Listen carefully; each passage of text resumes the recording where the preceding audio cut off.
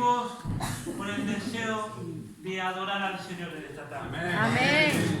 Saludarles en el nombre del Señor. Para aquellos que no me conozcan, mi nombre es Joaquín, actualmente como pastor en la Iglesia de Cristo en la Línea. Y enfatizo en esto. La Iglesia de Cristo. Amén. Amén. Lo único que cambia es el lugar. Pero el dueño es el mismo en la Línea, en Cádiz, en Jerez, en cualquier lugar.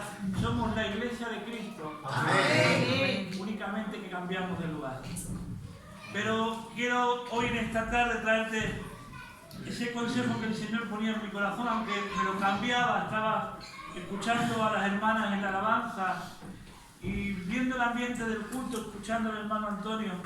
El Señor cambiaba ese sentir y me golpeaba con un mensaje que creo que la Iglesia de Cristo que está hoy en Cádiz necesitamos escuchar. Cuando esperan palabra de Dios lo confirman con un poderoso amén. Amén. Aquellos que tengan Biblia y quieran acompañarme, vamos a Isaías 8. Vamos a leerlo desde el 6, versículo 6 en adelante. Y vuelvo a repetirte, yo no soy de Chilán, así que si estás atento y me aguantas unos minutos, el Señor va a venir hablando en esta tarde. Dice la palabra del Señor, vuelvo a repetir en Isaías 8:6 en adelante. Por cuanto desechó este pueblo las aguas de Siloé que corren mansamente, y se regocijó con Resín y con el hijo de Remarías. Y aquí, por tanto, que el Señor hace subir sobre ellos aguas de ríos impetuosas.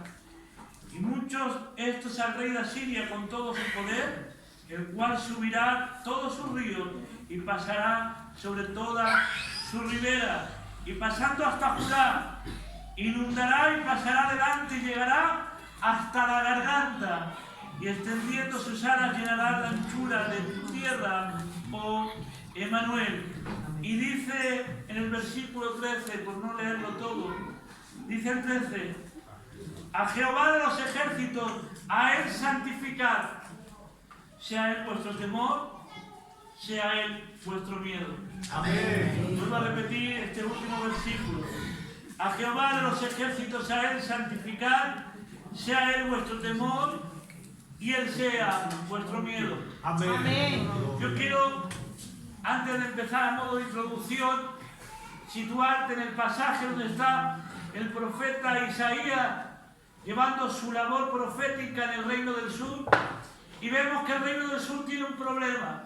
El problema es que venían contra ellos los sirios juntamente con sus hermanos israelitas, porque ustedes saben que hubo un tiempo donde por causa de un mal reinado se dividen las 12 tribus de Israel y nace la parte del norte y nace la parte del sur. Y bueno, Israel del norte tenía sus propios reyes, su propio gobierno, y por otra parte el reino del sur, que solamente había 2 reinos, exceptuando Leví, que también estaba, pero habían 2 reinos, Benjamín y Judá, que pertenecían al reino del sur, donde la capital era Jerusalén. Hay un problema entre ellos y se levanta su hermana Israel, el reino del norte, contra ellos, juntamente haciendo alianza con un gran ejército, el ejército de Siria. Ellos, viendo lo que se les venía, un reino chiquitito, de 2 tribus, un reino sin poder, sin fuerza, un reino que no tenía un nombre espectacular como ejército, un reino que no tenía un poder militar potente. Ahora se encuentra en un conflicto bélico donde tienen que defenderse contra un gran ejército. Déjenme simplemente hacer un resumen, una parafrasis que se llama: se tenían que enfrentar millones de personas contra un grupito pequeño. Tenían que enfrentarse un gran ejército con un ejército pequeñito. Y ahora se encuentra Jerusalén, la capital del reino, mirando lo que tienen que hacer. Y yo, antes de entrar en el mensaje de lleno, yo quiero que tú te hagas esta pregunta: ¿cómo actuarías en un problema tan grande como este? Piensan que es muy fácil hablar de espiritualidad cuando está en peligro tu familia. Es muy fácil hablar de vivir por la fe en Cristo cuando están en peligro tus hijos, tus padres, tus nietos. Es muy fácil hablar de espiritualidad y fe en Jesucristo cuando lo que está en peligro es la vida de aquellos que amamos y queremos. Y se encuentra en esa tesitura el reino del sur. Ahora tiene que decidir. Y ellos toman una decisión. Van al reino de Asiria, que también era un ejército fuerte, y deciden hacer alianzas contra ellos. Y tiene que hablarle el profeta Isaías una palabra fuerte, pero de Dios. Y le dice, vuelve a recordar, por cuanto desechó este pueblo las aguas de Siloé, que corren mansamente, y se regocijó con Resín y con el hijo de María. Amén. Le estaba diciendo, vosotros habéis ido a buscar una solución humana, porque lo lógico y lo racional es que cuando tenemos un problema, buscar por medio de nuestras fuerzas. Lo que el mundo te enseña es que para salir de tus problemas tienes que ser un hombre valiente y esforzado. Pero quiero decir que esa es la filosofía del mundo. Lo que el Señor nos enseña es a vivir por la fe. Amén. Que la valentía de la iglesia no se encuentra en su poder, ni en su fuerza, ni en su inteligencia. Que el poder de la iglesia se encuentra en vivir por la fe en lo que Dios puede hacer. Amén. Que esto también tiene que decirlo Zacarías y recordarle, no es con espadas ni con ejércitos, sino con su Santo Espíritu. Amén. Y por un momento el pueblo de Jerusalén, el reino del sur, está haciendo lo que lógicamente o racionalmente sería lo más fácil. Cuando uno tiene un problema económico y ve que su familia va a pasar hambre, ¿dónde acude? Por donde pueda. Y si yo tengo a lo mejor a mi padre o tengo un amigo de mucha confianza, tengo a un familiar que acudir, yo voy a acudir a él. Porque mis hijos van a pasar hambre ese día y no tengo solución. Pero quiero decirte, y esto es para oídos finos, cuando busquemos soluciones en el Señor, no sea porque sea lo racional y porque sea lo lógico, que sea porque el Espíritu Santo te bombea el corazón a que lo hagas. Amén. ¿Verdad? Más que nunca hemos de entender que la iglesia ha de vivir por el Espíritu. Amén. Porque el Evangelio es espiritual. Amén. Yo quiero recordarte una frase que digo muchas veces, pero que tiene contexto bíblico. Si no lo entiendes, no digas amén porque la voy a ir explicando. El Evangelio se entregó a los seres humanos, pero el Evangelio no se puede humanizar. Amén. El Evangelio hemos de vivirlo nosotros, sí, pero no por nuestras razones, ni por nuestro entendimiento, ni por nuestra capacidad. El Evangelio tiene que ser vivido porque el Espíritu Santo nos empuja a todos. Amén. Y el apóstol Pablo lo dice muy claro, lo que vivo ahora en la carne, lo vivo en la fe en el Hijo de Dios. Amén. Porque todo lo que vivía el apóstol Pablo había entendido que era porque el Espíritu Santo le dirigía en todos sus pasos. Aleluya. A los padres de familia especialmente, aunque hoy las hermanas, las mujeres también en sus casas no les toca otro remedio que trabajar. Y Dios bendiga también a esas hermanas que están ayudando a la economía de su casa. Pero tengo que decir que cuando salgas a trabajar, el primer motivo por el cual tú te levantas a tu trabajo, que no sea mantener tu casa, es el segundo. El primer motivo es porque entiendes que Dios te ha puesto ese trabajo por su voluntad. Amén. ¿Verdad?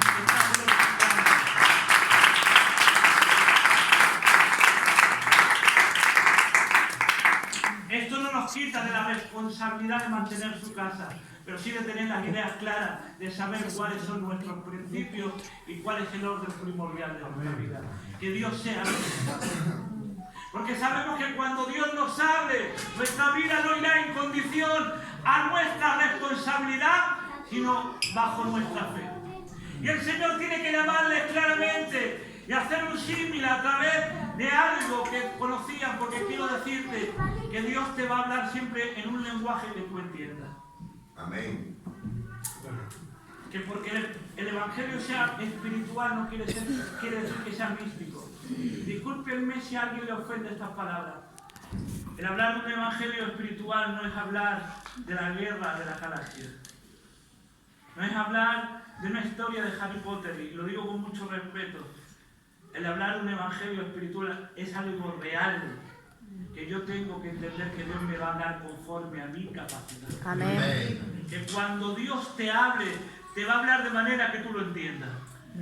Que cuando Dios te hable no te va a dejar lugar a la duda, para que entiendas que es Dios quien está guiando tus pasos. Amén. Cuando no sepas seguro si Dios está hablando, detente.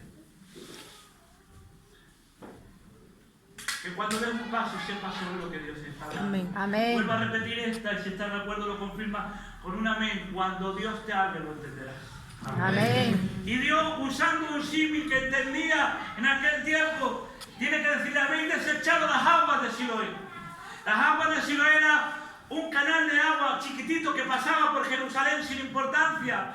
Un canal de agua, una fuente de agua chiquitito, sin fuerza, sin esplendor, que ni siquiera se oía ruido de agua cuando pasaba por aquel canal.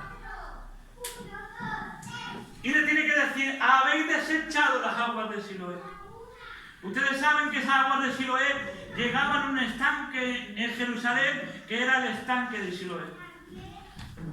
Ese estanque, quiero decirte, que aunque era un estanque muy famoso, un estanque que las escrituras nos hablan de él, quiero decirte que ese estanque no era hermoso.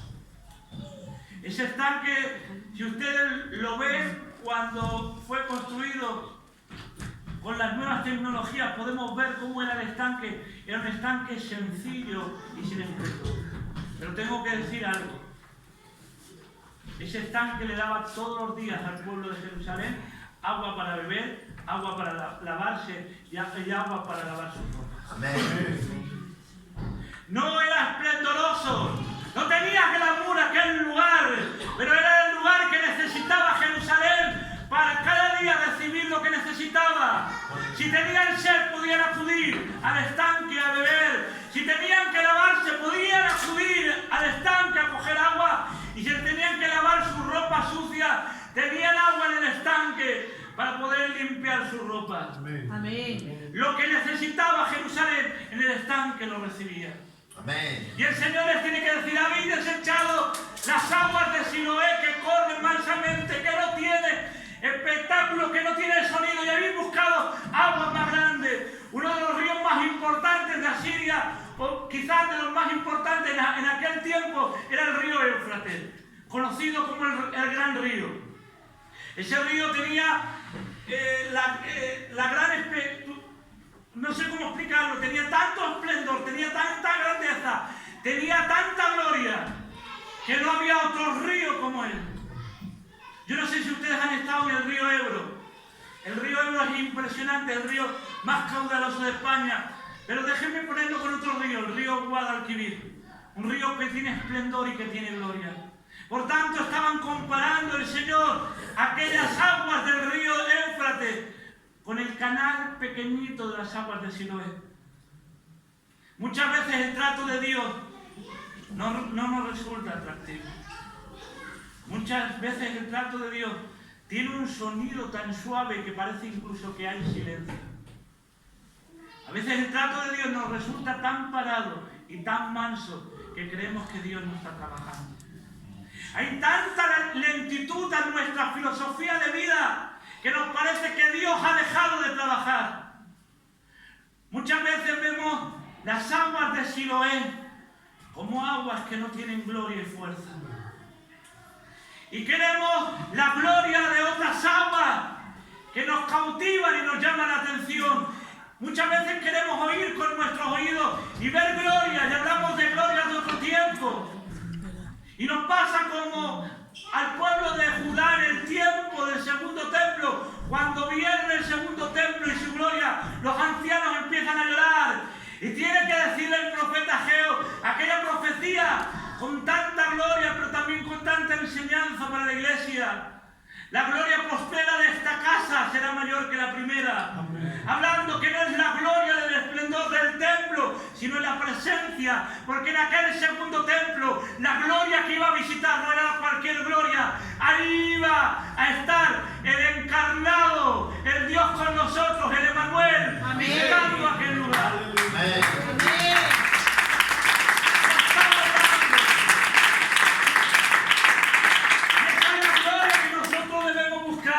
El entender y el saber que no son por los tratos de esplendor, que no es por la gloria, por los milagros, los prodigios, que no es por el don de profecía. Dios bendiga tu don, pero quiero decirte que lo más importante es que Dios esté en tu vida. Amén.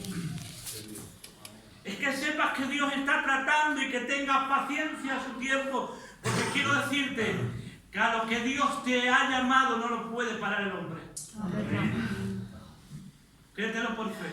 Amén. No hay denominación ni hay hombre que pueda parar lo que Dios ha puesto en ti. Amén. Y lo que Dios quiera hacer contigo lo va a hacer. Amén. Pero qué bueno saber esperar en su tiempo. Y muchas veces nos resulta tardío el trato de Jehová. Muchas veces nos resulta silencioso y apático el trato del Señor. Pero quiero decirte, no hay mejor trato que el trato del Señor. Amén. Y mejor es el silencio de Dios que las palabras de los demonios. Amén. ¿Verdad? Y mejor es la quietud de Dios que el escándalo de los demonios. No hay mejor trato que vivir en la voluntad de Dios. Amén. Y noten que la palabra Siloé quiere decir enviado. Y ustedes saben que Mesías significa enviado también. Por tanto, estaba hablando, esto era un tipo y sombra de lo que había de venir. Era un tipo de Jesucristo. Estaba hablando del trato que quizá a algunos no les iba a gustar. Ese trato por el cual muchos pidieron crucifixión. Ese trato por el cual muchos lo abandonaron en el tiempo que Él estuvo aquí en la tierra. Porque no vieron en Cristo el esplendor y la gloria que ellos esperaban. Pastor, con tu permiso voy a dar una opinión personal. ¿Saben por qué yo creo que Israel, el pueblo de Jerusalén en este caso, le da la vuelta por completo y muchos lo abandonan? Incluso ahí toma la decisión Judas, porque nosotros no creemos la predestinación. Que yo personalmente no creo que Judas fuese predestinado. Había un hombre predestinado para ser el hijo de perdición, pero no tenía que ser Judas, sino que Judas estuvo en ese lugar y se entregó. ¿Saben? Lo que me llama la atención de aquel que siguió a Cristo durante tanto tiempo, que fue el cajero de los apóstoles, y le hizo tomar la decisión de entregarlo por 30 monedas de plata, fue una frase que cambió la actitud de Jerusalén. Y es cuando le dieron una moneda y le preguntaron: ¿a quién tenemos que dar? ¿A quién tenemos que dar impuestos? Y él con esa moneda dice: darle a César lo que es de César y a Dios lo que es de Dios. Amén. No vieron al Mesías espectacular. No vieron al Mesías político que iba a cambiar la política de Israel. No vieron al Mesías político que iba a cambiar el Estado de Israel y sacarlo de la esclavitud de Roma. Al no ver esplendor ni gloria, al no ver ruido, al no ver una prosperidad económica y ver que era un hombre que les decía seguir sometidos a César y buscar a Dios, es cuando se revelan muchos de ellos, incluso Judas, es cuando vemos la actitud de entregarle. Hay un cambio, y aquellos que estaban proclamando por multitud y estaban diciendo: Hosana bendito el que viene en el nombre del Señor, porque esa entrada triunfal en Jerusalén no era cualquier cosa. Cuando ellos estaban entregándoles mantos y damas, estaban diciendo: este es el Mesías esperado, este es el Mesías esperado, este es el Mesías esperado. Pero sin embargo, cuando no les dio lo que ellos esperaban, cuando vieron que eran aguas mansas, cuando vieron que Cristo iba a entregarse voluntariamente y someterse a Roma en muerte, tuvieron que pedir crucifixión. ¿Dónde estaba la multitud que gritaba Hosana y que ahora está pidiendo que lo crucifiquen? Y es porque vieron en él correr las aguas mansamente. Pero nosotros hemos entendido que cuando Cristo se murió en la cruz del Calvario, no murió porque nadie le obligara, sino que voluntariamente Él se entregó. que nadie le pudo quitar la vida a él mismo, yo la entrego voluntariamente. Y aquellos que creían que era un trato manso por parte de Cristo, incluso algunos se han burlado, incluso hace poco el actual Papa decía que la cruz era la mayor vergüenza del Evangelio y que no entendía por qué Cristo había muerto. Miren, no voy a decir lo que pienso, lo voy a callar. Pero aquellos que hemos entendido que Cristo murió en la cruz voluntariamente, vemos al varón de dolores, vemos al experimentado en quebranto, vemos al gran valiente, vemos al gran héroe de la historia, aquel que por una muerte ha dado vida a muchos. Pero somos aquellos que hemos entendido la valentía de nuestro Cristo en el Calvario. Y tiene que llamarle la atención porque estaban dejándose llevar por sus sentimientos y habían buscado la ayuda. Y lo que estaba esperando el Señor de ellos es que en lugar de haber ido corriendo a Siria antes, porque no estaba mal, déjenme, y esto es para oídos finos, no estaba mal que hubiesen pedido ayuda a Siria si Dios se lo hubiese dicho. El problema es que lo hicieron sin antes ponerse de rodillas. Amén. Lo malo no es tomar decisiones, lo malo es no tomarlas sin la dirección del Espíritu Santo. Amén. Y por tanto, noten que el Señor les tiene que hablar porque no se habían encerrado, porque no habían doblado sus rodillas, porque no habían buscado su voluntad, porque no le habían dicho, Señor, dinos qué quieres que lo hagamos, ¿cómo lo hacemos? Porque Dios puede hacer las cosas como quiera. Amén. Y ahí es cuando el Señor tiene que decirle esa palabra a Jehová de los ejércitos, a Él santificar. ¿Qué quiere decir esta expresión? Que todo lo que hagamos sea para gloria y honra. Amén. Ningún triunfo que nosotros tengamos es para nuestra vanagloria, porque nada puede dar el hombre si no le es dado del cielo. Y si alguna cosa diéramos y no estuviese en su voluntad, no vale de nada. Solamente lo que Dios da es lo que realmente es para la eternidad. Por eso quiero decir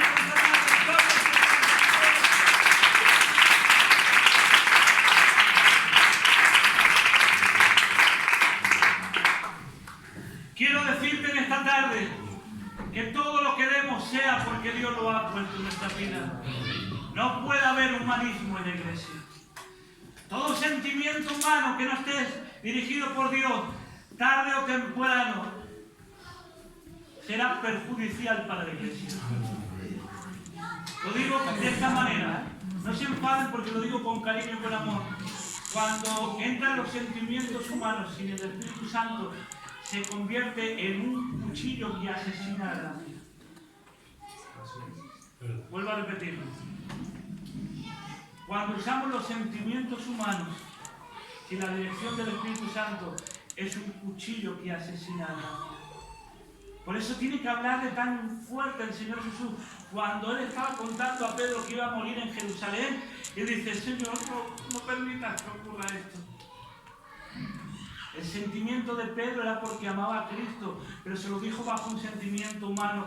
¿Y qué le dice el Señor? Apártate de mí, Satanás. ¿Verdad? Y le contesta a Pedro y dice, porque estás mirando por tus ojos naturales. Porque quiero decirte en esta tarde y recordarte, yo sé que lo sabes, que nada podemos alcanzar por sabiduría, que en los años que llevemos en el Evangelio no importa, que lo que hayamos hecho en la iglesia no importa, que el conocimiento bíblico que tengamos no importa, como no esté el Espíritu Santo obrando, no sirve de nada. Amén. Por eso dice, a Jehová de los ejércitos a Él santificar, porque la única manera de darle gloria y honra al Señor como conviene es a través de ser guiado por el Espíritu en todo lo que hacemos. Porque todo lo que salga desde la humanidad del hombre, como dice Santiago, la sabiduría del hombre es terrenal, animal y diabólica. ¿Sabes lo que está diciendo ahí? Que cuando las cosas comienzan siendo terrenales, terminan siendo diabólicas. Y quizás no la vea tu generación, o quizás pasen años, pero quiero decirte que todo lo que levante el hombre, como no sea destruido por Dios, el diablo se usará de eso. Amén. Por eso queremos decir que todo lo que levante el hombre sea destruido, para que solamente prospere lo que viene del Espíritu. Amén.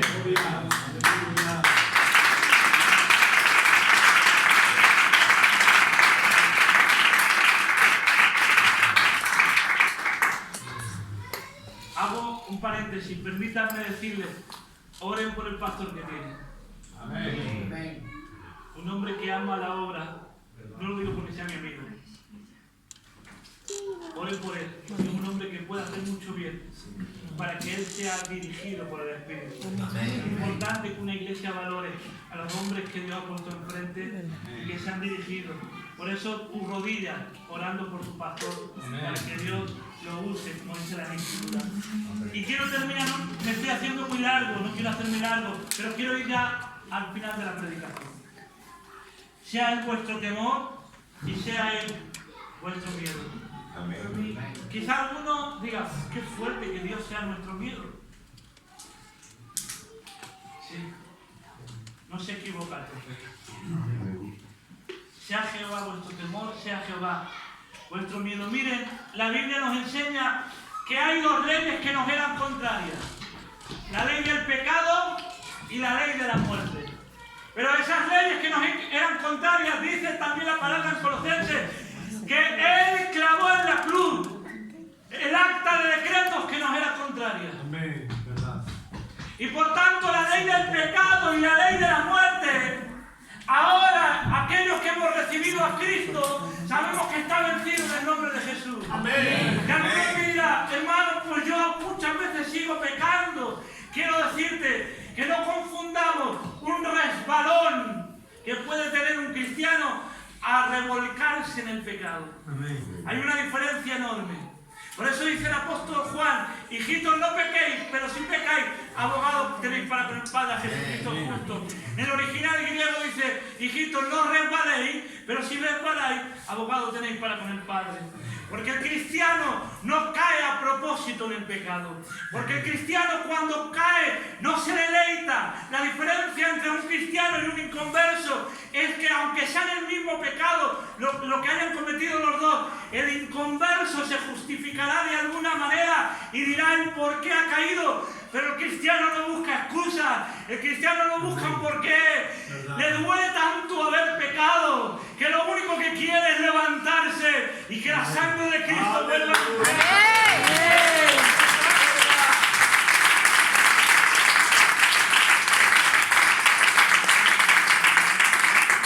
Caemos y fracasamos, sí, pero nos duele en el alma. Amén. Verdad. Esa es la diferencia, por eso dice, sea Jehová vuestro temor, porque la Biblia nos enseña que el principio de la sabiduría es el temor a Jehová. ¿Y qué es el temor a Jehová? Aborrecer lo malo. Dice el proverbio.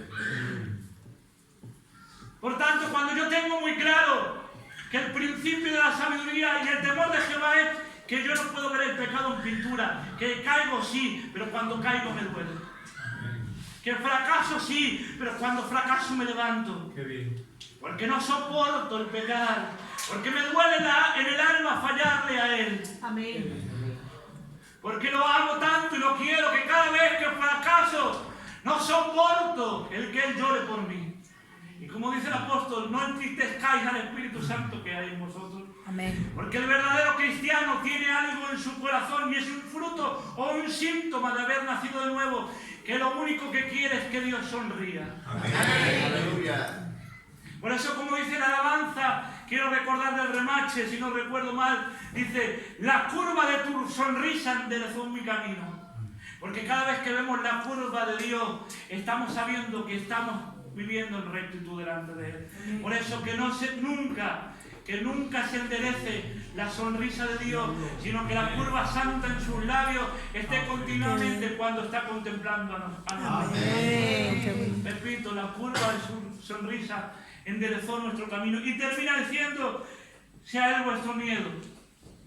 El gran miedo del cristiano, o el gran miedo del hombre, perdón. El cristiano no, el hombre. El gran miedo del hombre es la muerte. ¿Saben que bajo un punto de filosofía no hay ningún hombre que se haya atrevido a decir con exactitud lo que hay después de la muerte? Hay quien ha hablado, y ¿Y quién ha dicho? Pero no existe ningún filósofo en toda la historia de la humanidad que haya hablado con seguridad lo que hay después de la muerte. Porque nadie ha estado en la muerte y ha leído eso. El único que ha estado y que puede hablar con autoridad, su nombre es Jesucristo. Amén. Porque algunos me dirán, bueno, están algunos hermanos que salieron de la muerte que Cristo sacó, como podría ser Lázaro, pero quiero recordarte que Lázaro salió porque la mano de Cristo lo sacó. Amén. Pero el único que salió por su propio pie se llama Jesucristo. Amén. Amén. Y Él nos dice claramente que el que crea en Él, aunque esté muerto, vivirá. Amén. Por eso quiero decirte que si un miedo hay en nuestras vidas, que sea el fallarle a Él, el saber que Él es el único que tiene autoridad de quitarnos la vida y de dárnosla. Y si estamos en su presencia y somos sus hijos, nos ha dicho que nos va a dar todo, nos va a dar el reino, nos va a dar su trono, nos va a dar su gloria. Por tanto, si yo soy de Él, si estoy en su voluntad, si estoy andando en su presencia, quiero decirte qué miedo tiene que tener el cristiano si el Señor nos ha dado vida y vida en abundancia. Amén. El mundo dice, para todo hay solución para la muerte, pero la iglesia dice con autoridad, para todo hay solución incluso para la muerte. Amén. Porque hemos entendido que aquellos que tienen a Cristo en su corazón, cuando dejan la tierra, van al cielo para gozar por una eternidad.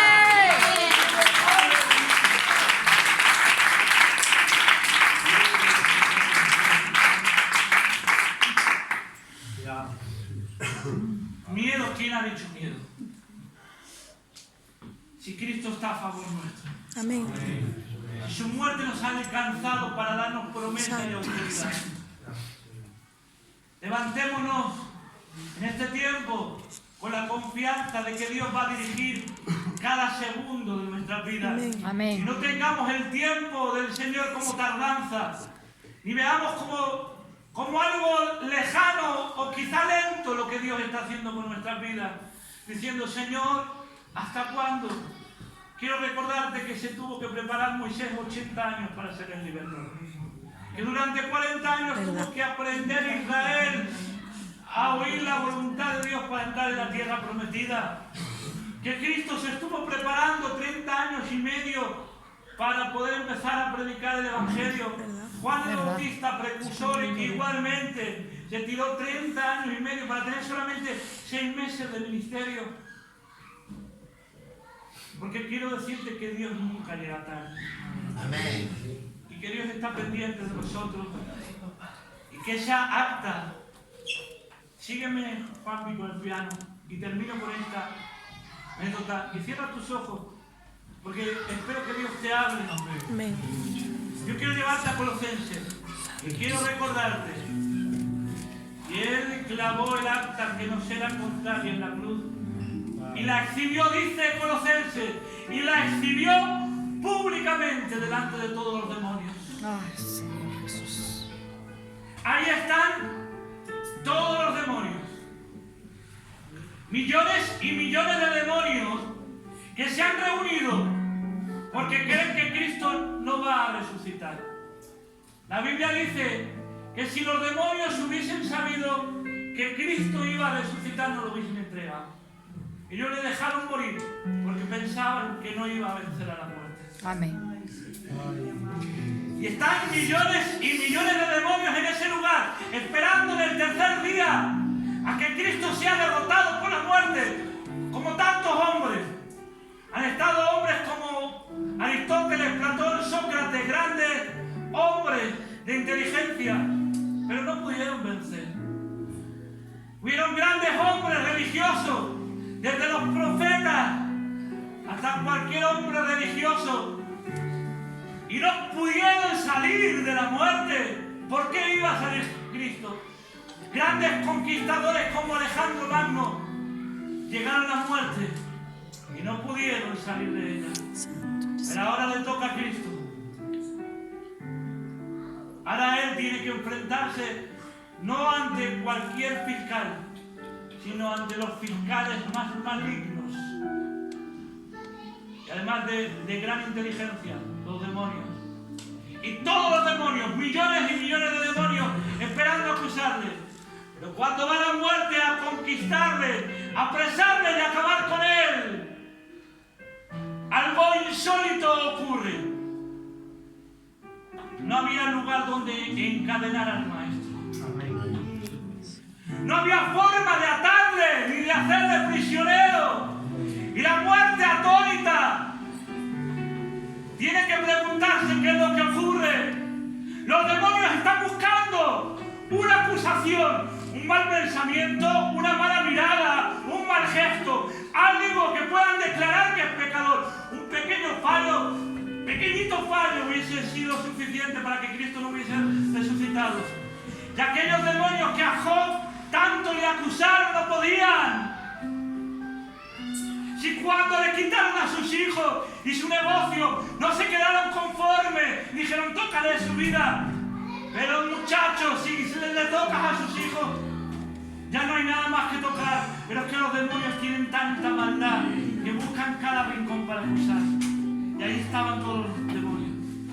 Pero me glorío que cuando se presenta Cristo y no pueden los demonios acusarle, ni la muerte puede retenerle, Él coge la cruz y la exhibe públicamente delante de los millones y millones de demonios. Amén. Y todos tienen que guardar silencio. Amén. Amén. Ay, santo es. No hay alegato contra Cristo. Amén, Señor. No hay acusación posible de pecado contra el Rey de Reyes y Señor de Señores. Ay, Padre, Y verdad. Él tiene que enseñar simplemente la cruz en silencio. Y a través de la cruz dar un testimonio de que Él había sido santo, santo, santo. Amén. En su humanidad. Yo me imagino, sigo imaginando, me imagino a los demonios discutiendo con la muerte. Los demonios gritando a la muerte, reténlo, porque como Él se levante, como Él te pueda vencer, se ha acabado nuestra autoridad. Reténle. Y la muerte desesperada, sudando por primera vez, la muerte sudando para retenerle. Y viendo que no podía, los demonios gritando de desesperado, nerviosismo me imagino, yo sé que esto es mi imaginación, pero me imagino a los demonios nerviosos, porque no hay quien retenga a Cristo. Amén. Y gritando a la muerte, deténlo, deténlo, véncelo. Y la muerte no pudiendo, tiene que mirarle a los millones y millones de demonios y decirle es vuestra culpa. Si hubiesen provocado un mal pensamiento, un mal sentimiento, un mal gesto, una mala mirada, yo lo hubiese podido vencer, pero que eres santo por completo, inmaculado, sin fallas, sin defectos. Amén. No puedo vencerle, Santo eres, no Señor. tengo cómo encadenarle.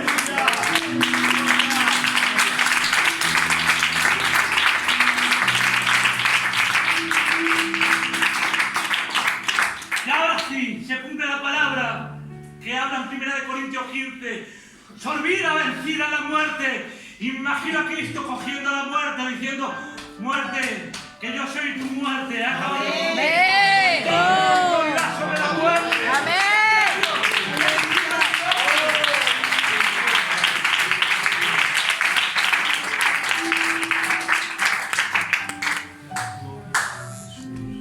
¿Qué vamos a temer nosotros?